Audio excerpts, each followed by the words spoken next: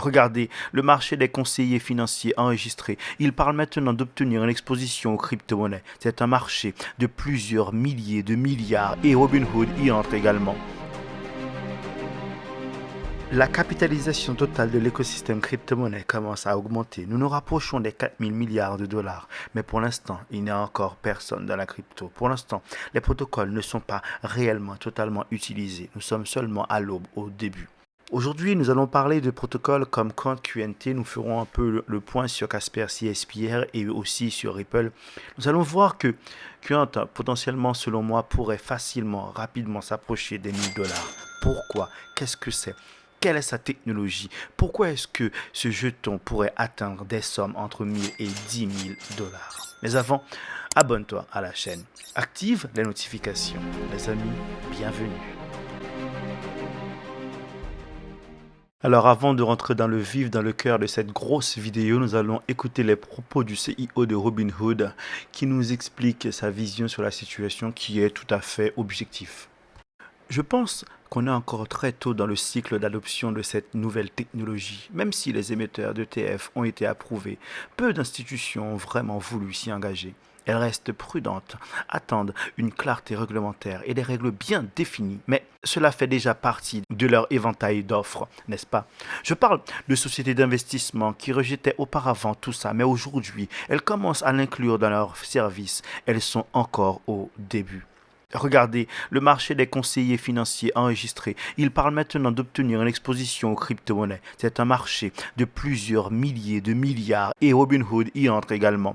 Du côté des entreprises, on commence à parler de sociétés qui placent des BTC, des cryptoactifs dans leur trésorerie ou sur leur bilan. Il y a même des discussions autour d'une réserve stratégique de Bitcoin détenue par le gouvernement américain. Ce serait un véritable bouleversement parce qu'en effet, si les États-Unis commencent à le faire, les autres pays finiront par le faire. Le BTC n'est pas seulement une réserve potentielle, mais aussi une technologie. Eh bien voilà, le CEO de Robinhood confirme ce que je vous dis tous les jours depuis le bear market depuis 3 ans. Je vous dis que nous sommes à l'aube, nous sommes au début, ça n'a pas encore commencé. Aujourd'hui, l'écosystème se rapproche des 4000 milliards. Mais souvenez-vous que je vous dis à la fin de ce cycle, j'estime qu'on aura une capitalisation de 10 000 milliards. C'est énorme. En fait, les gros fonds de pension, les gros fonds de gestion, les pays n'ont pas encore commencé. L'Allemagne a vendu ses BTC et la France commence à peine à FOMO. Regardez, on commence à avoir des règles contre la crypto qui sont très très dures pour nous taper de l'argent, pour nous taxer. Mais pourquoi? Parce qu'ils savent que ça va péter. Ils finiront eux aussi par épouser, par avoir une réserve en BTC. Tous les pays du monde entier finiront par le faire. La Russie légalise, les États-Unis le feront et tout le monde le fera. Et là, on aura des sommes incroyables. L'or, c'est 18 trillions. Le BTC, c'est seulement 2 trillions. Mais vous savez que le BTC est une meilleure version de l'or. Le BTC est de l'or numérique et c'est le directeur de la Fed qui nous dit, le mec qui augmente le taux, le mec qui gère votre vie, le mec qui vous permet d'emprunter de l'argent ou pas. En fait, ce que je suis en train de vous dire, c'est que nous sommes au début de l'adoption de la crypto-monnaie, tout autant que nous sommes au début de ce cycle de bull run. L'argent est encore dans le BTC, il n'est pas encore parti sur les altes. Cultivez-vous, prenez le temps d'écouter des vidéos, de lire des articles parce que ce que vous faites aujourd'hui va décider de votre avenir. Si vous gagnez 600 000, 700 000, 1 million, 2 millions aujourd'hui, vous pourrez investir cet argent plus tard. L'argent appelle l'argent, la connaissance appelle la connaissance. Quand vous écoutez le Small Talk, il y a des petits jeunes de 18 ans, de 20 ans qui ont des millions, des centaines de millions dans leur wallet parce qu'ils sont tombés sur des bons projets, ils se sont cultivés, mais il n'est pas trop tard. Maintenant, on attaque notre grosse vidéo. Donc aujourd'hui, le focus est sur QuantQNT et on parlera aussi de Casper CSPR. Donc forcément, on se retrouve sur cette affiche qui nous présente les normes ISO 222 qui sont tous interconnectés parce qu'ils vont tous interagir pour mettre en place le système financier mondial. Quant, c'est l'Overledger. L'Overledger, nous allons voir très bien ce que c'est tranquillement. Comme ça, quand vous allez entendre parler de Overledger, quand vous allez entendre parler de Quant, vous aurez une image mentale qui sera très très claire. Donc Quant, Qnt, c'est un protocole qui est dans le même type que Chainlink, sauf qu'il est beaucoup plus fort. Par exemple, Lidl, c'est un supermarché où vous pouvez acheter des aliments, alors que Carrefour est beaucoup plus gros, beaucoup plus grand, a beaucoup plus de références et beaucoup plus de produits. Eh bien, c'est dans le même système. Chainlink, c'est Lidl, Qnt, c'est Carrefour ou encore plus gros. Est-ce que vous voyez ce que je vais vous dire? Donc, Qnt, c'est un protocole qui va permettre à tous les autres protocoles d'interagir, de communiquer, d'échanger des informations de manière fiable, sûre, rapide et surtout qui va permettre au gouvernement de pouvoir vous fliquer et vous traquer. Maintenant, on voit ici Qnt et on se retrouve avec Overledger OS. Et en dessous de Overledger, on va retrouver toutes les blockchains, toutes les entreprises, des API pour les grosses banques. On va retrouver des systèmes de paiement, on va retrouver Amazon, on va retrouver Instagram, tout ce qui existe comme protocole, comme supermarché qui font fonctionner notre société détraquée, eh bien seront connectés à Overledger parce qu'il leur permettra d'échanger. Donc on voit multi-chain application, Qnt et son Overledger, c'est extrêmement important. Ça permettra à tous ces protocoles de communiquer, d'échanger, quel que soit le pays, Swift ou pas Swift. Vous imaginez les sommes qui vont transiter à travers ce protocole, mais encore plus important, souvenez-vous, pour utiliser l'Overledger, pour utiliser l'API, pour que tous ces protocoles puissent se connecter à Qnt, ils devront holder du QNT. Mais nous savons qu'il y a très peu de QNT existants et il y a encore beaucoup moins de QNT disponibles sur les exchanges. Il reste seulement 200 000 tokens disponibles sur les exchanges parce que toutes ces sociétés ont discrètement accumulé des jetons en sachant qu'ils auront besoin de le holder pour utiliser le protocole. Donc là encore une fois, entreprise, permission, on retrouve Hyperledger, on trouve Corda, JP Morgan, Ethereum, Ripple. Tous ces protocoles-là, eh bien eux devront encore une fois se connecter à l'Overledger de Qnt. Mais on sait que tous ces protocoles vont héberger les applications décentralisées. C'est comme si il y a une potentialité, une possibilité que toutes nos sociétés soient connectées à des protocoles comme Qnt, QNT. Mais ils le seront. Et Qnt est le protocole le plus avancé dans ce système. Donc là, on se retrouve avec la Banque Centrale Européenne qui a choisi Nexi pour travailler. Mais Nexi, lui, bien évidemment, travaille avec Qnt. Et boum. Donc Nexi va devoir holder du Qnt pour pouvoir utiliser l'Overledger. Et comme je vous l'ai déjà dit, Qnt, ici, son CIO Gilbert Verdian, travaille avec Swift. Et on arrive ici encore une fois. Bon, Nexi, je vous en ai déjà parlé, donc on le saute. Donc on se retrouve ici sur le site de Qnt. J'avoue que leur site est un peu bâclé. On pourrait avoir beaucoup plus d'informations, mais il y a pas mal d'informations quand même. C'est vraiment un gros protocole. Son système Overledger, je pense vraiment qu'il va taper. Regardez ce que je vous disais. L'offre maximum de Qnt, c'est 14 millions de jetons. L'offre totale est de 14 millions de jetons. L'offre en circulation, 12 millions. Donc, il y a 2,88 millions qui se baladent quelque part. Le market cap est de 1,7 milliard de dollars. C'est quasiment rien du tout. Bizarrement, le market cap n'est pas encore élevé parce qu'on n'a pas encore de supply shock. En fait, on ne s'est pas encore rendu compte de ce que c'était. Vous savez, la norme ISO 222, très peu de personnes connaissent, alors que nous avons la Société Générale qui a une partie spécialement dédiée à ça. On voit que Qnt est disponible sur Binance, Coinbase, Kraken. Il est disponible sur quasiment tous les exchanges. Mais encore une fois, il y a très peu de jetons. Donc, pourquoi est-ce que je pense que ce jeton va taper des market cap juste incroyables? Parce que, encore une fois, comme je vous le disais, l'Overledger est massive. Samsung Pay, Amazon Pay, Google Pay, toutes les blockchains, nous avons toutes les banques, tout est là.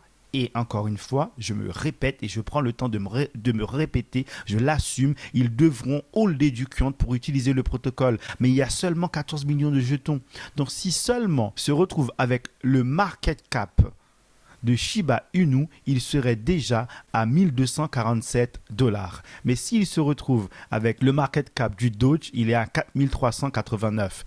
Et on le compare avec le market cap du BNB, il est à 7300 $. Mais je vous rappelle que le market cap du Doge, certes, il est énorme, mais celui du Shiba, il n'est pas gros. Bon, il est plus fort que PP, mais on est déjà à 1247 $ et nous parlons d'un protocole qui est susceptible d'être utilisé par toute la société. Est-ce que vous voyez ce que je veux dire? C'est comme le BTC, pour l'instant, il est à 100 000, on pense que, oh mon Dieu, c'est énorme. C'est absolument rien pour la potentialité du protocole. Le BTC, c'est l'or numérique. Les pays vont baquer leur dollar dessus et on va plus se retrouver avec des shitcoins qui vont dumper du jour ou l'autre. Donc si Quant se retrouve avec le market cap de Solana, il serait à 7814 $. Un 55x. Attendez, on n'a pas fini. S'il se retrouve avec le market cap de Ethereum, bon, le market cap de Ethereum, c'est quand même fort, hein, mais souvenez-vous encore une fois, on a l'impression qu'il y a beaucoup de monde dans la crypto-monnaie parce que nous sommes nombreux, nous sommes là tous les jours, on a des potes qui sont dans la crypto, on pense que tout le monde y est. Il y a personne dans la crypto-monnaie. Et Ethereum a un market cap comme ça. Regardez ce que a fait Ripple en moins de 2 semaines. Il a gagné 100 milliards de market cap. Donc on pense aujourd'hui que le market cap de Ethereum est énorme, mais non. Souvenez-vous que le market cap, on s'en tape. Ce qui importe, c'est le service que fournit le protocole. Et les gens vont l'utiliser. Quand ils vont l'utiliser, le market cap va évoluer en conséquence. Donc si Quant se retrouve avec le market cap de Ethereum, il serait à 32 122 $. Écoutez, ça fait un 226x. Il y a beaucoup de protocoles qui ont fait des 1000x, des 100x, des 200x. C'est possible. Mais je ne dis pas que Quant va le faire aujourd'hui. J'affirme clairement que ce protocole a une potentialité, mais juste exceptionnelle. On continue encore. Donc, je pense que toutes ces informations sont pertinentes. Je pense que vous avez très bien compris à quoi servait ce protocole et son pouvoir. Le CEO de Quant, je devrais vous en parler parce que ce mec est extrêmement calé. Il a travaillé avec les plus grosses banques du monde, donc il sait ce dont il est question. Donc, je vous invite vivement à suivre ce protocole. Moi, j'ai passé une grosse partie de mon modeste wallet dessus et je suis persuadé que je m'en sortirai. Bien évidemment, ça n'engage que moi. Ce sont mes points de vue. Souvenez-vous que cette chaîne n'a aucunement l'objectif de vous dire ce que vous devez faire, mais seulement de manière égoïste, partager mes points de vue. Alors, nous sommes sur Casper CSPR. Encore une fois, ce sont mes points de vue. Je suis resté sur le protocole quand le FUD, je suis resté quand Médard est parti parce que je crois que Casper a quelque chose à faire. Je crois qu'il peut participer, encore une fois, à connecter, à relier tout le système dont nous avons besoin pour pouvoir faire avancer notre société et nous préparer à la digitalisation totale du monde. Je ne dis pas que c'est ce que je souhaite, mais je dis que ça va arriver. Donc Casper Lab, souvenez-vous, une partie a fusionné avec Hedera Hgraph. On sait que Hedera Hgraph est l'un des protocoles les mieux placés, les plus puissants et les plus stables qui soient pour le moment. Donc, qu'est-ce qui va se passer? On va se retrouver avec Casper CSPR qui va prendre sa place. Il va mettre en place des contrats intelligents financiers qui pourront nous traquer, qui pourront fournir plus d'informations et qui ont une place totale. Souvenez-vous encore une fois de la tokenisation des brevets. Je veux dire, Casper pour l'instant galère un peu. Mais je pense et je reste sur mon point de vue que cet actif fera quelque chose d'assez intéressant. Bien évidemment, il n'est pas comparable à Ripple, il n'est pas comparable à Hedera Hgraph ou à Ethereum, mais il a sa place. Donc le protocole évolue. On arrive ici, on voit qu'il sera bientôt disponible sur Kraken Pro pour les futurs. Bon, c'est pas grand chose, mais voilà. Alors Ripple, les amis. On a fait beaucoup de points sur Ripple. Je pense que vous êtes dans le monde YouTube, ceux qui sont les plus calés sur Ripple et son XRP maintenant. Alors, il y a des nouvelles qui sont assez intéressantes. C'est que en fait, Ripple travaille avec Amazon. On sait que Amazon teste l'utilisation des stablecoins. Donc, nous y sommes. C'est une grosse nouvelle quand même. Amazon, c'est assez lourd. Mais ce qui est assez intéressant, encore une fois, c'est que nous avons l'ETF Ethereum. Nous avons l'ETF BTC qui est l'ETF le plus fonctionnel de toute l'histoire de l'humanité. Mais nous allons avoir aussi un ETF XRP. Et vous savez, les ETF, comment c'est facile pour que les Américains puissent investir dessus, comment ils ont l'habitude, ils aiment les ETF, et si un ETF est lancé, ça veut dire qu'ils peuvent et que c'est fiable et qu'ils ne risquent pas leur argent. Donc, on va se retrouver encore avec plus de liquidité. Mais il y a encore autre chose. Alors, le nouveau type de la SEC, dans les gestionnaires de cette société, il y a un des membres de bord de Ripple. Quelqu'un qui a une place chez Ripple qui est important. Je veux dire, en fait, les liens sont extrêmement étroits et il faut comprendre que le privé et le public, c'est la même chose maintenant. Donc, Ripple est bien positionné. Et on arrive ici sur cette petite information que j'ai chourave sur une chaîne YouTube qui nous dit que le XRP va mettre en place un burn qui sera 20 fois plus gros que celui existant. Donc à chaque transaction, on aura approximativement 0.0005 qui sera burn. C'est intéressant. Reste à savoir comment est-ce que ça va fonctionner. Est-ce que ça risque d'augmenter les frais du XRPL? On ne peut pas augmenter les frais parce que souvenez-vous que les frais doivent être extrêmement bas, doivent être prédictibles, doivent être stables pour que les grosses sociétés, les institutionnels puissent les utiliser. Mais un burn, c'est toujours sympa. Et il y a la possibilité aussi que la somme, le nombre de XRP bloqués dans l'escrow puisse être utilisé pour backer le RLUSD. Bon, ça m'étonnerait parce que ça risquerait de nous mettre en place un fonctionnement à la Terra Luna classique, j'y crois pas trop. Mais voilà, nous avons les informations. Vous savez ce que je pense de Quant, ce que je pense de Casper CSPR et le burn pour le XRP. Les amis, je vous remercie pour le temps passé et rapidement je vous retrouve. À très bientôt.